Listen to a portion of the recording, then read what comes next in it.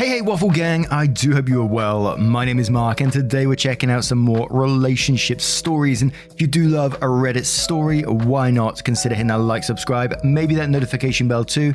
As I always say, it massively helps out, and let's crack on with today's first story. Now, I just want to give you a bit of a warning before we do get into today's first story. It's a bit of a heavy one. It covers someone who is extremely ill and passing away, so if you don't want to listen to this story, it's totally up to you. Please use the timestamps in the description below. And let's get on with it. The title is, I haven't seen or heard from my biological father in 21 years.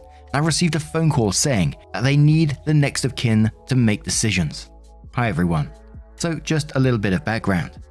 I'm turning 27 this year, and my biological father has been out of the picture since I was 6.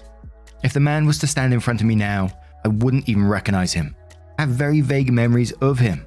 The last that I heard was that he got remarried to someone in Vietnam and had children with her. However, he is residing in the US and have not sponsored her over here, so she's still in Vietnam. So yesterday, I received a phone call from my biological father's cousin. In our culture, I address her as my aunt. Her and her husband are the only people that I know of and keep in touch with on my biological father's side of the family. I'm not aware of any other relatives on his side, or even if I know my paternal grandparents.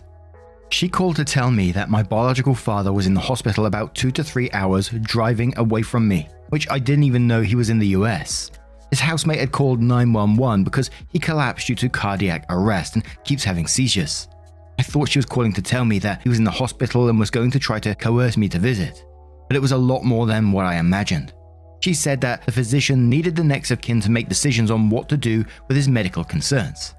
When do they stop resuscitating if needed, and when to pull the plug? I didn't know what to say. The man is a complete stranger to me.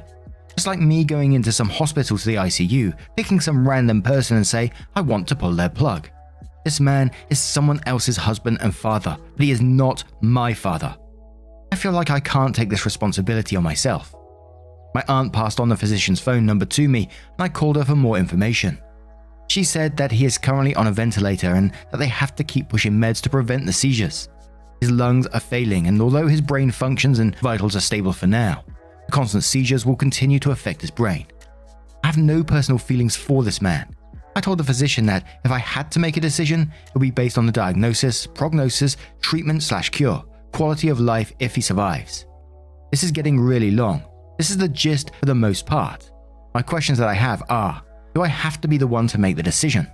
Would I be responsible for his medical debt? Seriously, what the actual fuck? What would you do? Now, obviously, this one is based in the US, and I'm not even going to try to get into the legalities of US law in the different states and all that, because I just have no clue on it whatsoever.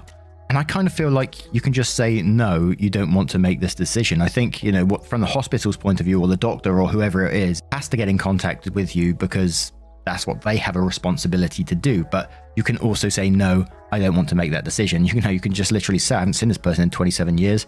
I don't consider them my father. They're a stranger to me. It's not like they can force a decision out of you. And I kind of think anyway, isn't the next of kin his wife who's in Vietnam? I'm not sure if they can get in contact with her about this. Is she allowed to make a decision from another country, etc.? But to me, I just kind of feel like you don't have to make this decision. But before we go to the update, the Scarlet Witch says 1. You do not have to make the decision. Simply tell them you aren't interested if you don't want to. 2. No. His estate will take care of it. If he passes and his estate is insufficient for the medical debts, that's it. 3. I would have nothing to do with the situation if I haven't seen this man in so long. Politely decline. Hockey Pup says if he is actually married, his wife is next of kin, even if she's not in the country at this time. Tell the physicians to contact his out-of-country wife to deal with this and leave you alone, because you don't want the responsibility and you aren't really closest next of kin anyway. And one more from Aeon Flux, who says you are not responsible for making decisions for him if you don't want to be. However, the doctor has a responsibility to ask the next of kin. So it may be easier for the doctor if you're willing to sign a simple document stating that you don't want to be involved. That way the doctor can turn to the next of kin without it looking like they bypassed you. You are not responsible for your parents' debts. The only way you could be responsible is if you co-signed on a loan or something. I really don't know what I would do in your position. Do whatever is the right thing for you. You didn't have any responsibility to a parent who made a choice not to be in your life. So then OP updated their post, which says, so I wanted to thank everyone who commented and replied on the previous post, as it really helped me feel better about the decision to relinquish my rights as his power of attorney.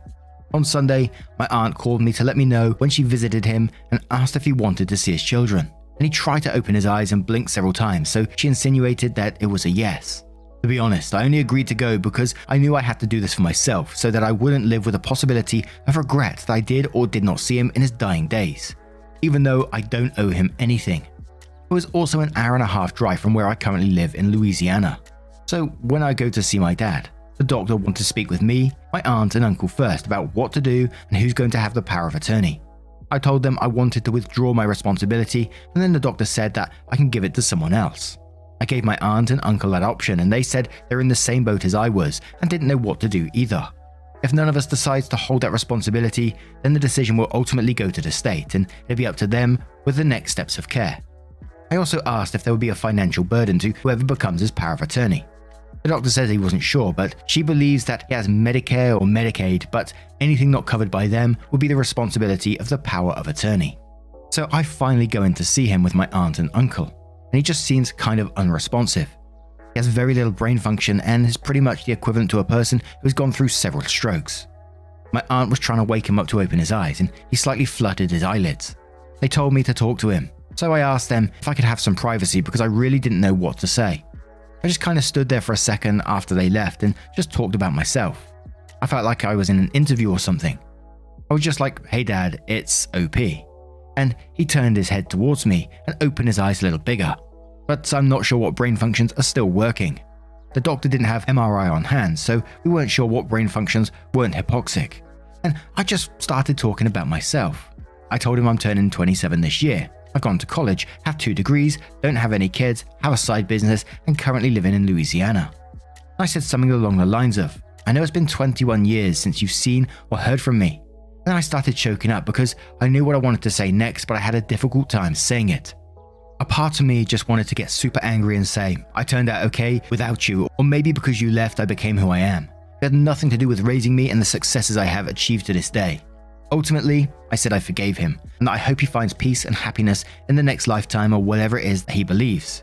I saw tears come out of his eyes, so I'm not sure if he heard me or was reacting, or if it was just because he had all these tubes in and out of him and he was having some sort of gag reflex. It was just kind of hard to recognize him because the majority of his face had something covering it with the ventilating and feeding tubes.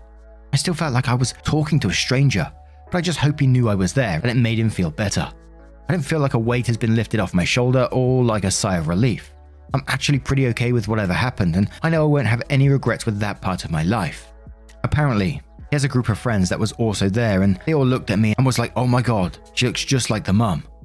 I got annoyed after we visited, and we all sat together in the waiting room, talking and trying to find out more information. They just kept telling me I'm his child, I need to do this and that, and to force my brother to come see him. I didn't say anything because I didn't want to be disrespectful.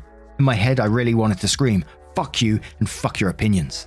Because you guys got to know him more than I ever had, and it's not anyone's fault but his, that he chose not to be a part of my life, so don't you dare tell me what I should and should not do. But we found out that they got in touch with the wife in Vietnam, and she's trying to come over here to visit, and she's been given the power of attorney. So he's currently on full code until they can get a visa/sponsorship over here, which he'll probably pass before that can even happen. Thanks everyone for reading. I know this update is a little long, but I thought it might have been courteous to those who have taken their time to offer their advice. And I think I kind of agree with OP on the visiting thing. I know it's going to be very different for every single person. I know many people would just go, "I'm not visiting, I can totally live with that, etc." And I think that's fine. But I think if I was in OP's position, I'd feel the same, that I'd want that visit, just so I didn't question it myself later down the line. Sure, you may feel nothing for this person when you stand in front of them. I think in some ways for me, I just want that kind of closure, if you like. And I'm going to read one comment that came from that update. I'm only reading it because it became very relevant to me when I was dealing with my father's illness and the types of conversations we had to have. Talking about funerals, what if this happens? What if he can no longer talk for some reason? And it sounds fucking horrible to talk about it, but unfortunately, it was a part of what we was going through in that particular moment, so it needed to be discussed. I hated doing it. I can remember the drives to my dad thinking about, I got to have this conversation with him, and how painful it was thinking about it and having to approach it. But as I said back then when I was talking to my dad, and my dad himself was very pragmatic about the whole thing, which made things a little bit easier, but still bloody painful at the same time. Anyway, this comment comes from Rodeo Bob, who says, "The one thing I get really evangelical about is for adults with adult parents do end-of-life planning. My parents did it and I jokingly referred to it as the last nice thing they'll ever do for me. I want my in-laws to do it and even offered to pay. It's morbid and a little depressing, sure, but doing all this work around medical proxies and power of attorney and DNRs while you are lucid, healthy and able to participate in the planning means that when you actually need that stuff done in an emergency, it's already taken care of. It doesn't spoil or expire or go bad. I'll get off my soapbox for now, but yeah, end-of-life planning, it's like a fire extinguisher. You buy it before you need it, because when you need it, it's usually too late if you don't already have it. Now, what do you guys make of this one? Let us know your thoughts down in the comments below, and let's move on to another story. And this one's from a throwaway account who says, "Am I the buttface for refusing to divorce my husband? I, 30 female, met my husband Dave, 32 male, when we were little. He's been my best friend since we were 10. We were raised in a very conservative Christian families in the Bible Belt. We followed the script expected of us, dated in high school, engaged in college, married after his graduation, and kids after I established a career. Kids are 5 and 3. We've been married 10 years. We separated but stayed legally married 3.5 years ago because I finally admitted to him/myself that I'm a lesbian. I thought that I could fake it till I make it, but I just couldn't do it anymore. It was strained for a while and we continued couples therapy. Ultimately, we both wanted to do the best for our kids. For us, that meant continuing to live together. He lives in the apartment above our detached garage because neither of us wanted to be single parents. Eventually, we both started dating other people, and I met my girlfriend, Krista, 1.5 years ago. She knew I had kids and an unconventional co-parenting arrangement up front, and I told her I was still legally married after 6 months of dating. She had been fine with our living/co-parenting style prior to this, but was less than thrilled by my lack of official divorce. She asked if divorce was eventual, and I told her yes. Dave and I agreed with divorce when it no longer was mutually beneficial to remain married, i.e. a new potential spouse. The longer Krista and I were together, the more being married bothered her. She feels remaining married symbolizes I'm subconsciously clinging to my straight identity and is a barrier to moving on with my life, which I mildly disagree with but understand. She does not want to get married and had voiced the opinion that it was just a piece of paper. So I'm surprised it becomes such a big deal. I agreed 4 months ago that I would bring it up with Dave and set a timeline for divorce by the end of this year to make her happy. 2 months ago, Dave's company downsized his job, and a week later, he found out his increasing fatigue and illness was aggressive leukemia. He's undergoing treatment that is estimated to be 10% effective in cases like his, and they told him to consider this might be terminal. If the treatment fails, they've given him 6 months to a year. For Krista, this changes nothing. For me, divorcing Dave would now be unconscionable and make what is potentially his final months even harder than they have to be. Whether she likes it or not, he's the father of my children and my oldest friend. To force the issue while he's fighting for his life would be incredibly selfish and damaging to both him and our kids.